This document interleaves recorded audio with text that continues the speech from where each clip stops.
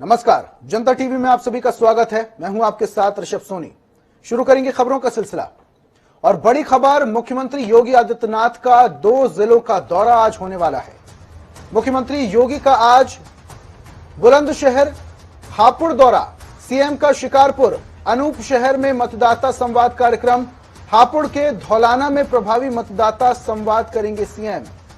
Door to door campaign करेंगे CM Yogi Adityanath.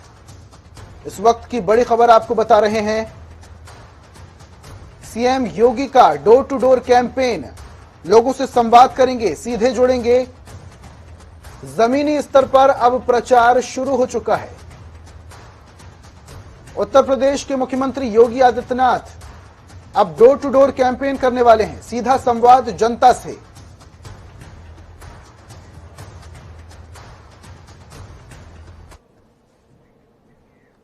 राष्ट्रपिता महात्मा गांधी की पुण्यतिथि पर कई नेताओं ने श्रद्धांजलि अर्पित की। उत्तर प्रदेश के मुख्यमंत्री योगी आदित्यनाथ ने भी महात्मा गांधी की पुण्यतिथि पर उन्हें याद किया। उन्होंने ट्वीट कर कहा कि भारतीय स्वाधीनता आंदोलन के महानायक, सत्य और अहिंसा के पुजारी राष्ट्रपिता महात्मा गांधी जी को उनकी पुण्यतिथि पर विनम्र श्रद्धांजलि। आपके द्वारा स्थापित उच्च मानवीय मूल्यों व आदर्शों का अनुसरण करते हुए हम सभी राम राज्य की संकल्पना को साकार करने हेतु प्रतिबद्ध हैं। तो ये ट्वीट उत्तर प्रदेश के मुख्यमंत्री योगी आदित्यनाथ का था। आज पूरा देश महात्मा गांधी की 74वीं पुण्यतिथि मना रहा है। वहीं अखिलेश यादव ने भी महात्मा गांधी को श्रद्धांजलि दी है। उन्होंने लिखा, मेरा धर्म सत्य और अहिंसा पर आधारित है। सत्य मेरा भगवान है, अहिंसा उसे पाने का साधना। सत्य और अहिंसा के पुजारी राष्ट्रपिता महात्मा गांधी जी की पुण्यतिथि पर सादर नमन एवं श्रद्धांजलि। आज पूरा देश बापू को याद कर रहा है। 74वीं पुण्यतिथि पूरा देश मना रहा है। इसको लेकर तमाम बड़े नेताओं ने ट्वीट किया है और बापू को श्रद्धांजलि दी है और नमन भी किया है।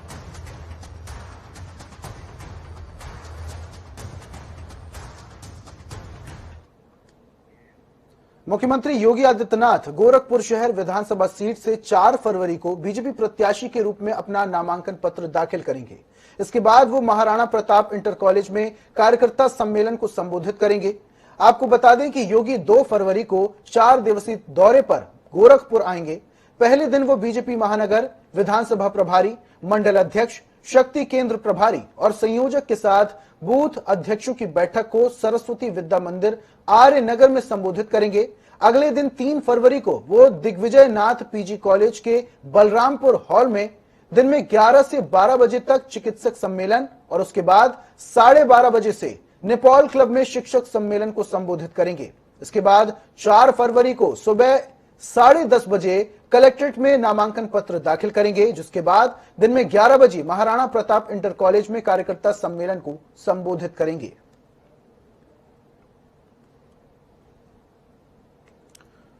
तो 4 दिवसीय दौरे पर अब मुख्यमंत्री योगी आदित्यनाथ गोरखपुर पहुंचे हैं। बीजेपी के राष्ट्रीय अध्यक्ष जगत प्रकाश नड्डा शिकोहाबाद में पार्टी पदाधिकारियों और कार्यकर्ताओं के साथ Neha guest house station road पर प्रधानमंत्री नरेंद्र मोदी जी के मन की बात कार्यक्रम से जुड़ेंगे। इसके बाद शिकोहाबाद विधानसभा के प्रभावी मतदाताओं से संवाद करेंगे। Amit Shah railway station road Shikohabad में घर घर जनसंपर्क करेंगे और अग्रवाल सेवा सदन आगरा रोड हाथरस में प्रभावी मतदाताओं के साथ संवाद करेंगे। आपको बता दें कि नड्डा विधानसभा चुनाव से जुड़े पार्टी पदाधिकारियों और कार्यकर्ताओं के साथ भी संगठनात्मक बैठक करने वाले हैं, जिसके बाद हाथरस विधानसभा के नयागंज में घर घर जाकर जनसंपर्क करेंगे।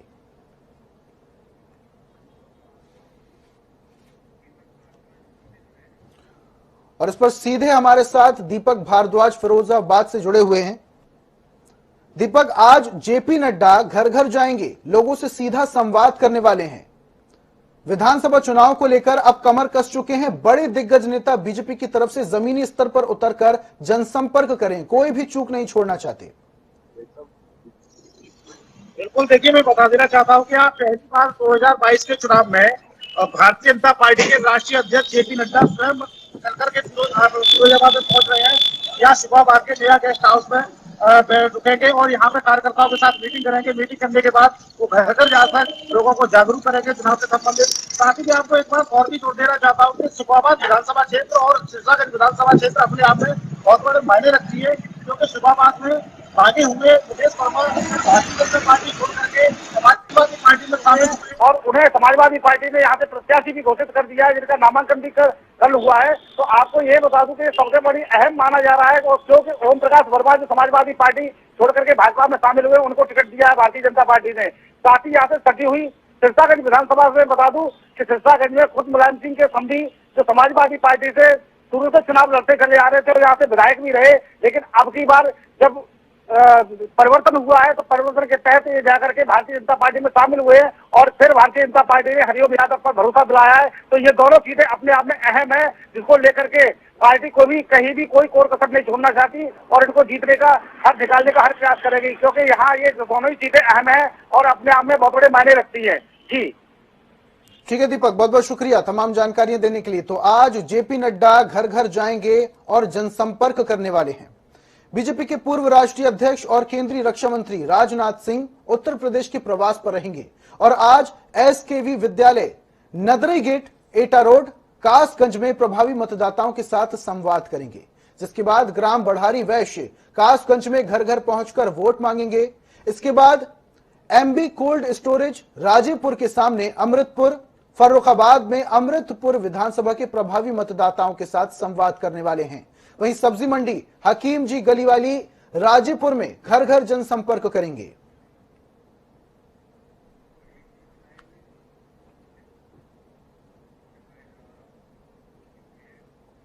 केंद्रीय मंत्री स्मृति ईरानी का आगरा दौरा आज होने वाला है। प्रभावी मतदाता संवाद कार्यक्रम आज करने वाली हैं वो।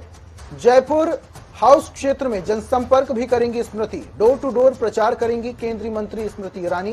बीजेपी प्रत्याशी के लिए प्रचार करेंगी स्मृति ईरानी।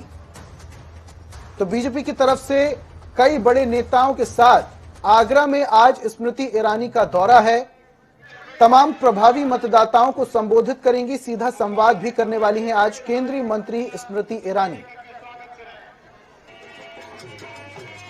और इस पर ज्यादा जानकारी के लिए सीधा हमारे साथ प्रदीप रावत हमारे साथ जुड़े हुए हैं। प्रदीप, बीजेपी के तमाम बड़े नेता, चाहे गृह मंत्री की बात करें, राष्ट्रीय अध्यक्ष की बात करें, योगी आदित्यनाथ की बात करें, सभी कमर कस चुके हैं, चुनावी मैदान में उतर चुके हैं। स्मृति ईरानी भी अब आगरा में प्रभावी मतदाताओं से संवाद करने वाली हैं। आखिर क्या वजह रह रही है जो इतने बड़े बड़े नेता जमीनी स्तर पर उतरकर सीधा संवाद कर रहे हैं जनता से? कहीं ना कहीं डर सता रहा है। ऋषभ, आपको बता दें कि 58 सीटों के लिए प्रथम चरण को लेकर 10 फरवरी को चुनाव होने जा रहा है, 10 फरवरी को मतदान होने जा रहा है। और आगरा मंडल की जो कि ब्लॉक क्षेत्र में आता है, उसमें 65 विधानसभाएं आती हैं और आगरा जिला उसमें महत्वपूर्ण अपना स्थान रखता है। 9 विधानसभाएं आती हैं और 2017 की बात करें तो यहाँ पर आगरा ने क्लीन स्वीप किया था और 9 की 9 विधानसभा सीटों पर खास बात बड़ी अहम जीत दर्ज की थी। और हम बात करते हैं स्मृति ईरानी की, तो स्मृति ईरानी आज आ रही हैं लगातार। स्मृति ईरानी के साथ ही यहाँ पर जो राष्ट्रीय अध्यक्ष हैं वो भी आ रहे हैं, डिप्टी सीएम है वो भी आ रहे हैं, दिनेश शर्मा है और दूसरे नेता भी आ रहे हैं। कल छत्तीसगढ़ के सीएम भी यहाँ पर दौरे पर है और भारतीय जनता पार्टी ने यहाँ पर पूरी ताकत झोंकी है, क्योंकि ब्लॉक क्षेत्र आगरा से जुड़ा हुआ है, मथुरा से जुड़ा हुआ, फिरोजाबाद से जुड़ा हुआ है। तो लगातार भारतीय जनता पार्टी ब्लॉक क्षेत्र में कोई चूक नहीं छोड़नी चाहती है और आज स्मृति ईरानी आगरा के 3 से 4 स्थानों पर जाएंगी, डोर टू डोर संवाद करेंगी और जो बूथ स्तर के उनके पदाधिकारी हैं उनसे वार्तालाप करेंगी। जो यहाँ पर दक्षिण विधानसभा के प्रत्याशी भारतीय जनता पार्टी के, वो पार्टी के मुख्य सचेतक भी हैं और पुराने कार्यकर्ता हैं। तो कहीं ना कहीं भारतीय जनता पार्टी लगातार लोगों के बीच में जाकर अपने लिए वोट मांग रही है, कोई चूक नहीं छोड़ना चाहती है। और जो 2022 का चुनाव है ये बहुत बड़ा आने वाले समय में बहुत बड़ी का पत्थर। अच्छा प्रदीप, कांग्रेस से प्रियंका गांधी ने तो नारा दे दिया उत्तर प्रदेश में कि लड़की हूं, लड़ सकती हूं। अब महिला वोट साधने की कवायद कांग्रेस की तरफ से तेज हो चुकी है, तो क्या बीजेपी ने स्मृति ईरानी को जिम्मेदारी दी है महिला वोट साधने के लिए? नहीं, बिल्कुल। आपको बता दें ऋषभ के आगरा में और भी कई कदम है जो प्रत्याशी हैं, जैसे बेबी रानी मौर्य है, पूर्व राज्यपाल हैं उत्तराखंड की वो एक बड़ा चेहरा है, राष्ट्रीय उपाध्यक्ष है और स्मृति ईरानी को तो पूरी दुनिया में जानी जाती है। अब वो स्टार प्रचारक है भारतीय जनता पार्टी की। तो कहीं ना कहीं कोई भी पार्टी, चाहे वो महिला हो, ओबीसी वर्ग हो, SC ST हो या सामान्य वर्ग हो, ब्राह्मण हो, ठाकुर हो, तो जातिगत आग्रह और जो समीकरण है उनको साधने के लिए कोई भी पार्टी चूक नहीं छोड़ना चाहती है। यही कारण है कि आज स्मृति ईरानी को आगरा में भेजा गया है मतदाताओं को साधने के लिए और महिलाओं को साधने के लिए। तो आपने बिल्कुल सही कहा कि महिलाओं को साधने के लिए स्मृति ईरानी के ऊपर पूरा तारों जी प्रदीप, तो अब किसी भी तरीके की चूक बीजेपी नहीं छोड़ने वाली है। तमाम स्टार प्रचारकों की लिस्ट भी जारी हो चुकी है और उत्तर प्रदेश में सीधा संवाद अब बीजेपी के बड़े नेता जमीनी स्तर पर उतरकर जनता से मिलने वाले। बहुत बहुत शुक्रिया प्रदीप, जुड़ने के लिए, तमाम जानकारी देने के लिए। आगामी चुनाव को लेकर पूरे प्रदेश में चुनाव प्रचार तेज हो गया है। सभी पार्टियों के नेता अपने वोट बैंक को तलाशने के लिए जमीन स्तर पर उतर चुके हैं। आपको बता दें कि इस कड़ी में उप मुख्यमंत्री केशव प्रसाद मौर्य आज बरेली के प्रवास पर रहेंगे। उप मुख्यमंत्री केशव प्रसाद मौर्य बरेली की बहेड़ी विधानसभा क्षेत्र के DR पैलेस बहेड़ी में प्रभावी मतदाताओं के साथ संवाद और घर घर जनसंपर्क करेंगे। वहीं बरेली की बिथरी चैनपुर विधानसभा क्षेत्र के देवचरा बाजार चैनपुर में प्रभावी मतदाताओं के साथ भी संवाद करेंगे। उप मुख्यमंत्री दिनेश शर्मा का आज शाहजहांपुर दौरा। कटरा और तिलहर विधानसभा में आज जनसंपर्क करने वाले हैं। बड़ी खबर इस वक्त की आपको बता रहे हैं शाहजहांपुर से। सुबह 10:55 पर हेलीकॉप्टर से पहुंचेंगे कटरा। 11 बजे खंडसार कटरा में प्रभावी मतदाताओं के साथ बैठक होगी। उसके बाद 11:15 बजे डोर टू डोर कैंपेन करेंगे दिनेश। उत्तर प्रदेश के उप मुख्यमंत्री दिनेश का दौरा शाहजहांपुर से इस वक्त की बड़ी खबर आपको बता रहे हैं। दिनेश शर्मा आज शाहजहांपुर दौरे पर रहेंगे, सीधा संवाद करने वाले हैं, डोर टू डोर कैंपेन करेंगे, लोगों से चर्चा भी करेंगे और वोट की अपील भी बीजेपी के पक्ष के लिए करेंगे।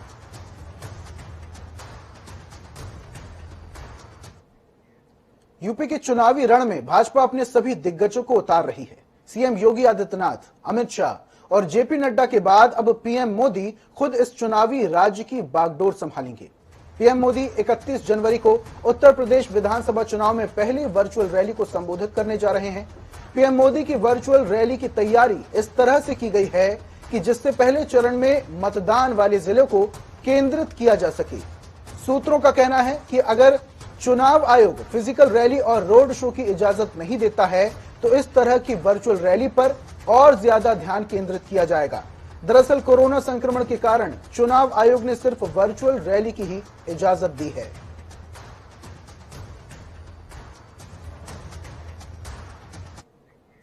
गाजियाबाद में अखिलेश यादव और जयंत चौधरी के कार्यक्रम में कोविड प्रोटोकॉल और आचार संहिता के उल्लंघन पर मसूरी थाने में 2 मुकदमे दर्ज हुए हैं। सब इंस्पेक्टर राम सेवक ने धौलाना विधानसभा क्षेत्र से सपा प्रत्याशी असलम चौधरी और करीब 600 समर्थकों के खिलाफ केस दर्ज किया है। पुलिस का कहना है कि वेदांत फार्मा हाउस में 150 लोगों के कार्यक्रम की अनुमति दी गई थी, लेकिन असलम चौधरी और उनके समर्थकों ने वहां ज्यादा संख्या में पहुंचकर इस अनुमति का उल्लंघन किया है। दूसरा मुकदमा सब इंस्पेक्टर राम सेवक ने सपा जिलाध्यक्ष राशिद मलिक, महानगर अध्यक्ष राहुल चौधरी, उपाध्यक्ष हिमांशु पराशर और करीब 2000 समर्थकों के खिलाफ दर्ज कराया है। आरोप है कि 150 लोगों की अनुमति होने के बावजूद वेदांता फार्म हाउस में भारी भीड़ जुटाई गई। इससे आचार संहिता और कोविड प्रोटोकॉल दोनों का उल्लंघन हुआ है। यूपी में विधानसभा चुनाव की शुरुआत 10 फरवरी को पश्चिमी यूपी से होगी। चुनाव में यहां का केंद्र बिंदु किसान है। बीजेपी जहां किसानों के जख्मों पर मरहम लगाने की भरपूर कोशिश में है, वहीं प्रमुख प्रतिद्वंदी सपा रालोद इन जख्मों को ताजा रखकर अपनी नैया पार लगाना चाहते हैं। इन सबके बीच संयुक्त किसान मोर्चा के आह्वान पर यूपी के किसान 31 जनवरी को वादा खिलाफी दिवस मनाने जा रहे हैं। दिल्ली की बॉर्डरों पर किसान आंदोलन खत्म कराने के लिए केंद्र सरकार ने जो वादे पूरे किए थे, उनके पूरे नहीं होने से किसान नाराज हैं। चुनाव नजदीक है, ऐसे में सरकार की मुश्किलें और बढ़ सकती है।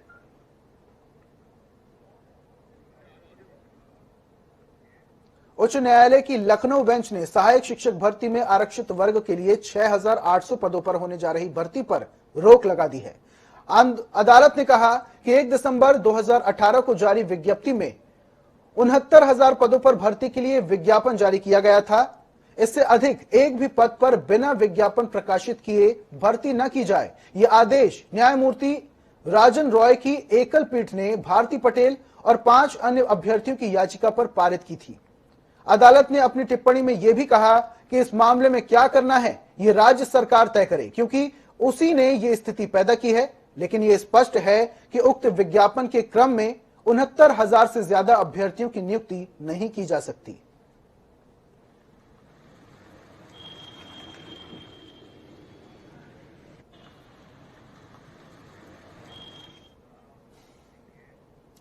लालकुआं में 3 दिन से जमे हरीश रावत। बड़ी खबर आपको बता रहे हैं, संध्या डाला कोटी को मनाने में जुटे हैं हरीश रावत। संध्या डाला कोटी को मनाने के लिए अब हरीश रावत जुट चुके हैं। भाजपा में कई सीटों पर गंभीर बगावत, 31 तक वापसी हो सकते हैं नाम।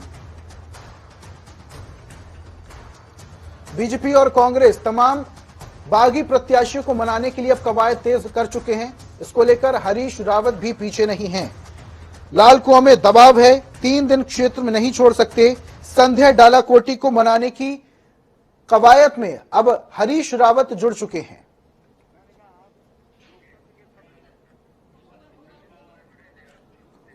और इस पर ज्यादा जानकारी के लिए देहरादून से हमारे संवाददाता सीधा नवीन शुक्ला हमारे साथ जुड़े हुए हैं। नवीन, बीजेपी और कांग्रेस दोनों ही बागी प्रत्याशियों को मनाने के लिए अब एड़ी चोटी का जोर लगा रहे हैं। हरीश रावत भी अब संध्या को मनाने के लिए एड़ी चोटी का जोर लगा रहे हैं। किस तरीके से मनाएंगे अब वो, क्या ऐसा प्रलोभन देंगे?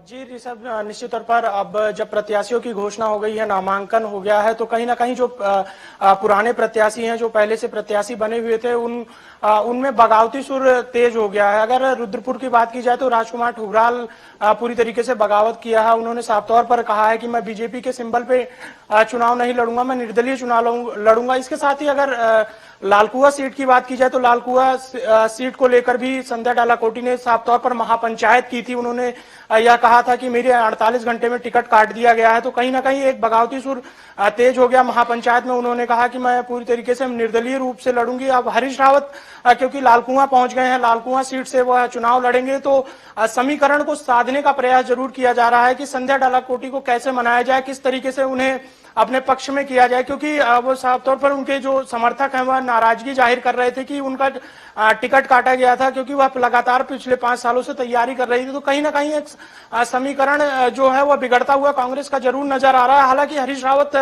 लालकुआं करीब 3 दिन से वहां पर हैं और पूरी तरीके से जो प्रत्याशी हैं उन्हें मनाने में लगे हुए हैं। आसपास के क्षेत्रों के लोगों के साथ सामंजस्य बिठा रहे हैं, वहां के लोगों के सामंजस्य बिठा रहे हैं और संध्या डाला कोटी से भी बात करने की कोशिश कर रहे हैं कि वह उनके साथ में हो जाएं और कांग्रेस के साथ में काम करें। तो कहीं ना कहीं अब चुनावी समीकरण जरूर बदलता हुआ लालकुआं का जरूर दिखाई दे रहा है। अब देखने वाली बात यह होगी कि किस तरीके से संध्या डाला कोटी को मनाया जाएगा और हरीश रावत किस तरीके से चुनाव प्रचार करेंगे, वह तो समीकरण को साधने के बाद ही पता चलेगा। लेकिन कांग्रेस में लगातार बगावती सुर जो है वह तेज होते हुए नजर जरूर आ रहे हैं। अच्छा नवीन, अगर संध्या नहीं मानती है तो कहीं ना कहीं कांग्रेस के लिए मुसीबत थोड़ी बहुत खड़ी हो सकती है।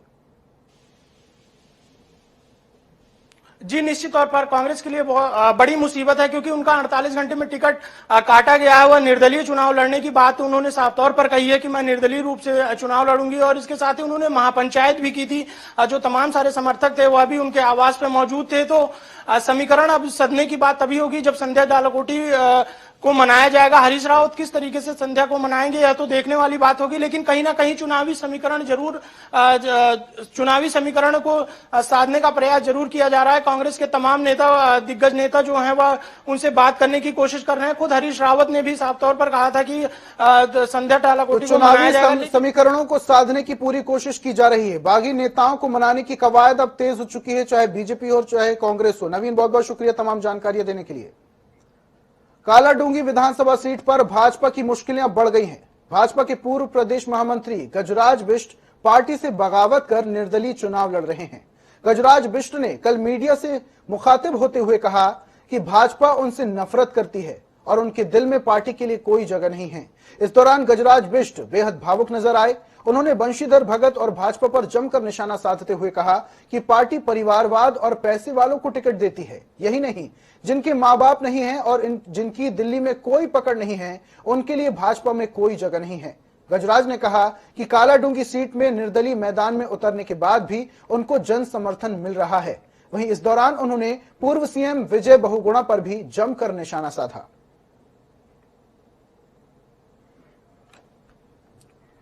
विधानसभा चुनाव को लेकर जहां बीजेपी और कांग्रेस के बड़े नेता उत्तराखंड दौरे पर हैं, तो वहीं आम आदमी पार्टी के कैबिनेट मंत्री राजेंद्र पाल गौतम भी 2 दिवसीय दौरे पर उत्तराखंड पहुंचे हैं।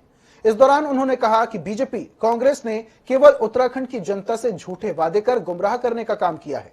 उन्होंने कहा कि जनता इस बार उत्तराखंड में तीसरा विकल्प चाहती है। जिस तरह दिल्ली में आम आदमी पार्टी जनता के हित में विकास कार्य कर रही है, वही वादे हमने उत्तराखंड की जनता से भी किए हैं, वो हम पूरा करेंगे। और खबरों में फिलहाल इतना ही। देश प्रदेश की तमाम खास खबरों के लिए आप देखते रहिए जनता टीवी। नमस्कार।